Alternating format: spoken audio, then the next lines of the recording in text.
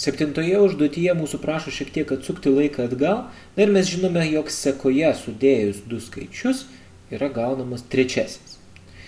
Tai norėdami paklausti savęs, kam lygus A, pradžioje turime išsiaiškinti, kam lygus D, kam lygus C ir kam lygus B. Mes žinome, kad prie D pridėjus 0 yra gaunamas vienetas.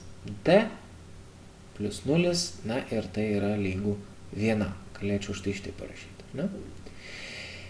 Taigi iš čia aišku, jog D, pats D yra tikrai vienetas. Jeigu žiūrėsim, kam lygus C, C plus D, D žinome, vienetas, turi būti lygus 0. Vadinasi, pats C yra minus vienetas. Keliaujam dar labiau atgal ir žiūrim, kam lygus B. B plus C turi būti lygus D. B plus C, mes žinome, kad C yra minus vienetas, vadinasi, aš pridedu minus vienetą. Turi būti lygus D, turi būti lygus 1. Jeigu perkelsim šitą minus vienetą, minusas virsta į pliusą ir mes gauname B lygus 2. B lygus 2. A plus B, kitaip tariant, 2, turi būti lygus C. O C mes turim, C yra minus vienetas.